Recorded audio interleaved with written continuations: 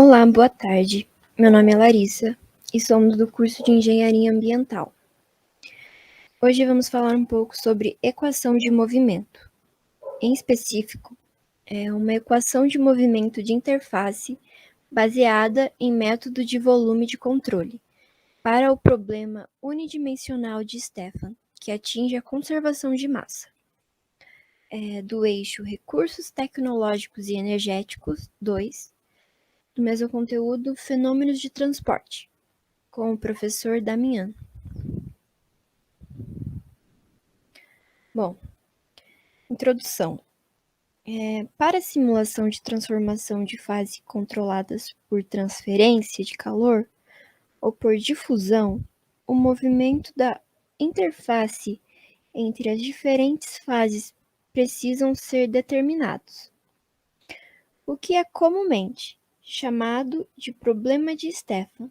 Por exemplo, a solidificação de um líquido ou a fusão de um sólido. Para resolver o problema de Stefan, vários métodos analíticos, quase-analíticos e numéricos foram propostos por diferentes pesquisadores. Há dois tipos de métodos, são eles: espaçamento variável, onde a interface é anexada a um determinado ponto da grade, e a distância entre os pontos desta grade aumenta ou diminui para se adaptar ao movimento da interface, mantendo a quantidade de pontos de grade inalterada.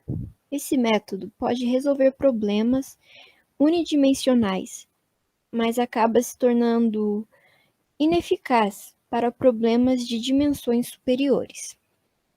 Temos também o método de grade fixa, onde o espaço entre os pontos da grade e a constante e a interface se move através das grades fixas. Há três maneiras de resolver problemas de interfaces fixas. São eles: método de campo de fase, método de interface nítida e o método de ajuste de nível. O movimento da interface é geralmente calculado por uma equação de equilíbrio de fluxo, equação de condição de Stefan, que também foi usada para o conhecido software Dictra, mas apresentou erros de conservação de massa. Dado esse erro, um método alternativo precisaria ser estabelecido. Seria esse o método de volume de controle, que é intrinsecamente conservador de massa. Bom, agora eu vou falar então um pouco sobre a equação discreta da condição de Stefan. A gente vai falar um pouco dessa equação para tentar compreender o erro de conservação de massa que é induzido na adoção dessa equação. Bom, para isso então a gente vai falar um pouco, tentar compreender como que ela funciona. E essa equação ela parte de um problema de difusão de soluto de água e gelo isotérmico e unidimensional, ou seja, a temperatura é constante e o fluxo possui apenas uma única direção. Nessa imagem, a gente pode visualizar a esquematização desse problema, em que o comprimento da água ele é igual a 1, a interface gelo e água no início é onde está esse x0, e no início a água ela tem uma concentração de 0,5 e a concentração da interface de equilíbrio entre a água e o gelo é igual a 1. Já para o gelo, essa concentração do soluto e da interface gelo e água é igual a 0 para ambos. Além disso, a gente tem que considerar que esse sistema a massa é constante, ou seja, ela sempre vai ser 0,5. Aí agora a gente falando um pouco mais sobre as equações, essa segunda lei de Fick, essa equação, ela é a principal equação e dela que se deriva as outras equações. Bom, aí a gente tem essa condição de Stefan, que ela descreve o movimento da interface água e gelo, onde essa é a posição da interface, e esse J, água e J, gelo que estão do outro lado da equação é o soluto que flui através dessa interface. Aí, quando a gente deriva essa equação, a gente possui essa terceira equação, em que esse C apóstrofe água é o gradiente de concentração do soluto na água perto da interface. Aí, com isso, a gente consegue obter esses gráficos. O gráfico a gente consegue visualizar que na curva verde é a posição da interface. Já essa linha vermelha é a massa total. E no gráfico B, a gente também pode ver a variação da massa total no sistema, que não é conservada durante o cálculo com um erro relativo de 10 a menos 2. Então, é esse erro que se tenta reduzir no cálculo do Stefan. Aí, já nesse gráfico CD, são aplicados um fator de correção do gradiente, que é dado por essa equação ao lado. Nela, a gente pode ver que o Mzão é a massa total exata e o Mzinho é a massa total calculada. E ali é dividido pelo gradiente de concentração perto da interface. Quando a gente aplica esse fator de correção, a gente consegue chegar a um erro máximo relativo na ordem de 10 a menos 3, que é exemplificado pelo gráfico D. Bem, eu vou falar agora sobre a nova equação de movimento da interface e, devido ao erro de conservação de massa dos métodos utilizados no slide anterior, um método numérico alternativo foi estabelecido para resolver o problema de Stefan, especialmente para construir uma nova equação de movimento da interface, por ela apresentar características de conservação de massa do método de volume de controle. Para o método de volume de controle, todo o sistema é dividido em vários volumes de controle e cada volume de controle contém um ponto de grade. A equação diferencial é integrada sobre cada volume de controle para obter as equações discretas. Para utilizar como exemplos, vamos utilizar a figura 3, que fala sobre o esquema de discretização do método de volume de controle para o problema de movimento da interface de transformação de fase Y e fase A. Bem, a fase Y é representada pela fase austenita, já a fase A é representada em ferrita e, como podemos ver, foi utilizada como exemplo. Durante essas transformações de fase, o movimento da interface de fase A, que representa a ferrita, e fase Y, que representa a austenita, pode ser controlado pela difusão do soluto, como por exemplo um carbono sob certas condições. Para resolver este problema de movimento de interface controlado por difusão, um sistema finito dividido em n-1 volumes de controle contendo n igualmente ΔX pontos de grade espaçados foi estabelecido como mostrado na figura 3. O primeiro, o 1, e o último, n pontos de grade, tem metade dos volumes de controle. S é a posição de interface que equivale ao volume de controle que contém na interface. No lado esquerdo da interface, os pontos de grade são a fase A, que representa a ferrita, enquanto no lado direito estão a fase Y, que representa a austenita. QS é a distância entre a interface e o ponto de grade Q. Como se trata de um problema de difusão de solução, a segunda lei de Flick também foi aplicada neste processo. Seguindo o método de volume de controle, utilizado a equação 1 no slide anterior, é integrado das faces esquerdas para a direita de um volume de controle e das etapas de tempo t para t mais ΔT, para obter a equação 5. Aplicando a integração nela e acaba reformulando a equação, obtemos a equação 6.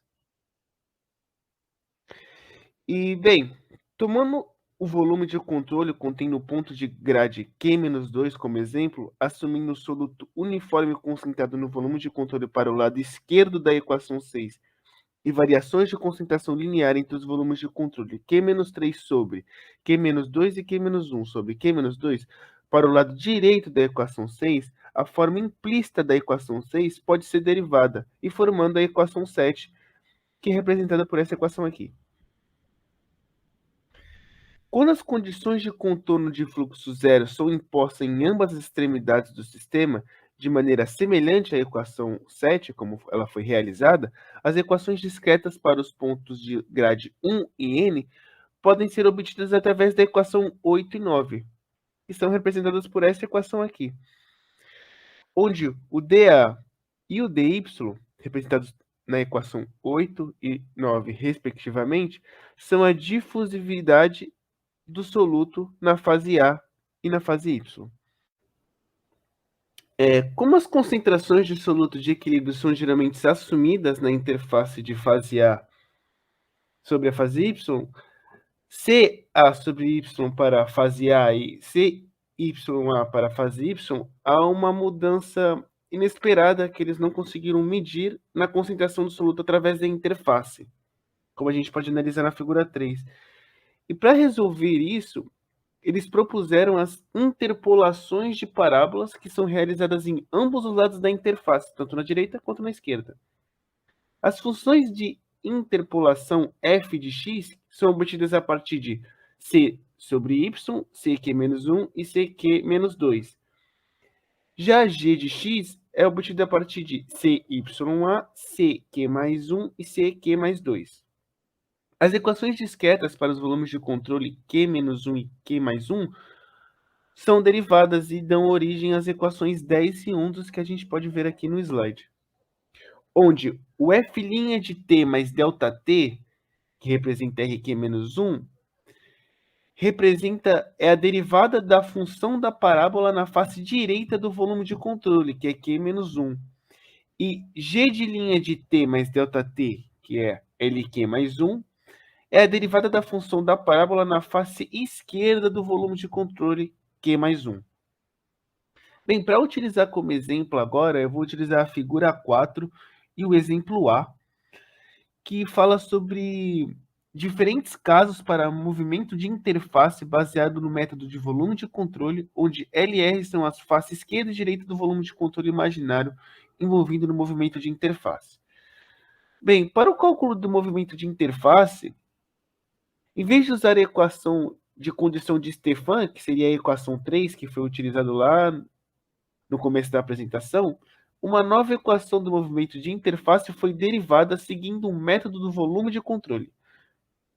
Para a condição mais simples de que os volumes de controle apareçam na interface, foram utilizadas as etapas de tempo t e t mais ΔT, que a gente pode analisar aqui na parte A da figura 4.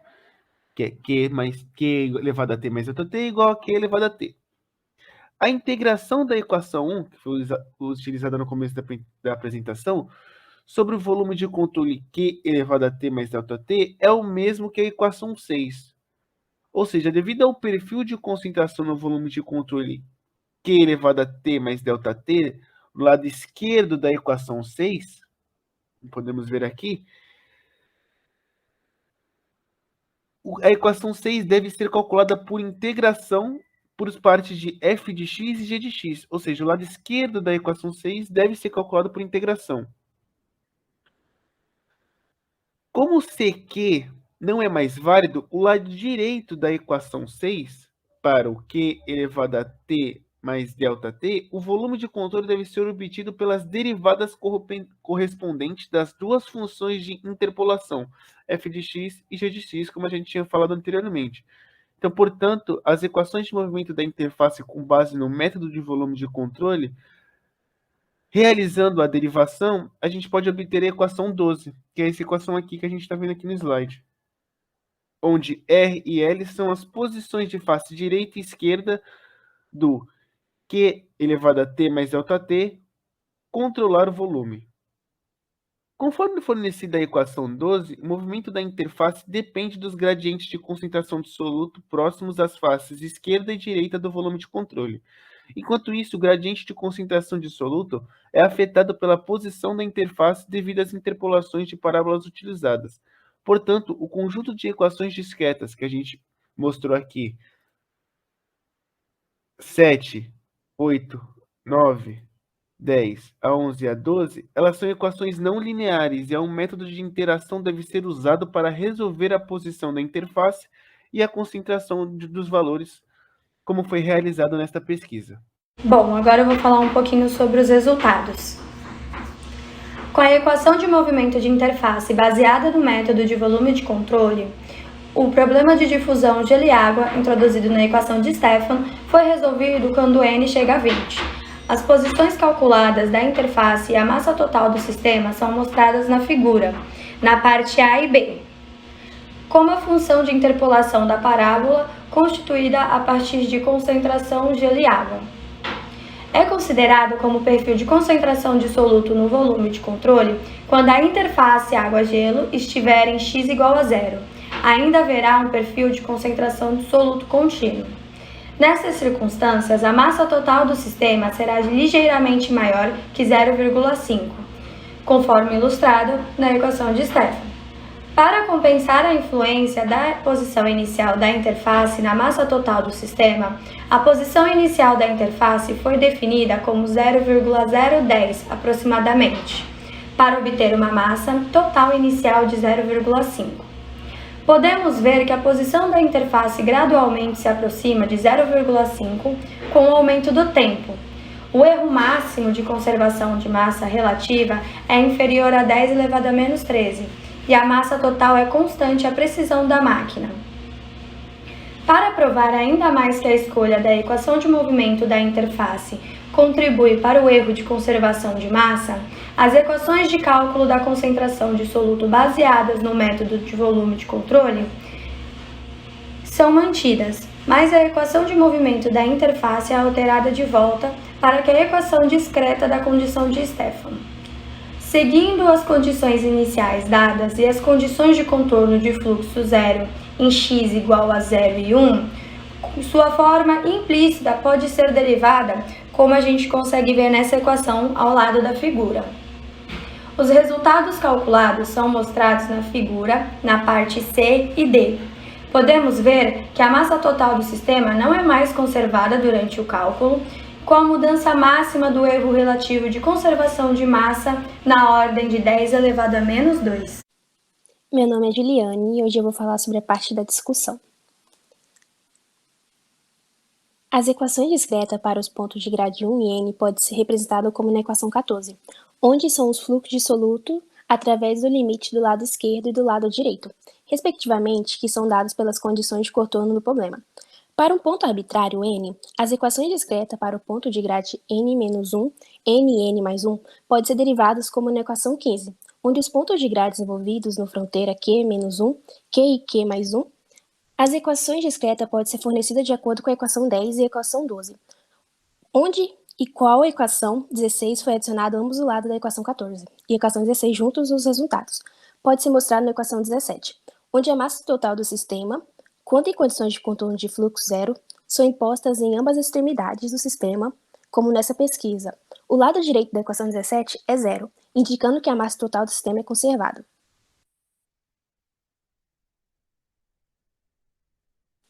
Para o problema de movimento de contorno de meio finito dimensional, foi usado aqui para comparar com resultados em passos de tempos iniciais. Para o problema de movimento de limite de espaço semifinito dimensional, as condições iniciais de limite são semelhantes ao problema de difusão do soluto da água ao gelo, ilustrado na seção 2, exceto que o comprimento da água é meio infinito no problema meio infinito, em etapas de tempos iniciais. Para o problema de difusão de soluto de gelo água finito, a concentração do soluto no final da água é muito próxima da concentração, que é a concentração zero, com pouca influência no movimento na interface.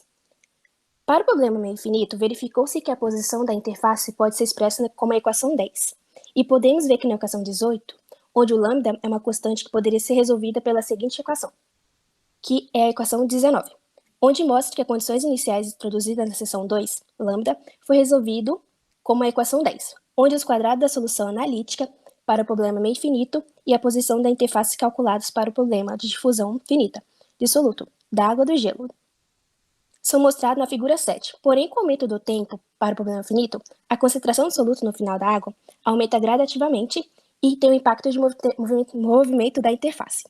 Já para o problema do meio finito, a concentração na posição infinita da água ainda é concentração zero, que ainda tem influência da serrapilheira no movimento da interface. Isso leva ao desvio das curvas mostrado na figura 7 nos slides anteriores. Conclusão. Concluímos assim que uma equação de movimento de interface baseada em método de volume de controle melhora a conservação de massa de métodos de simulação numérica, que resolve o problema de movimento de interface, de transformação de fase controlada por difusão, chamado de problema de Stefan.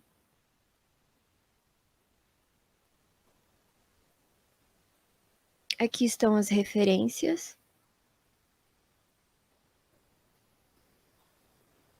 E obrigado.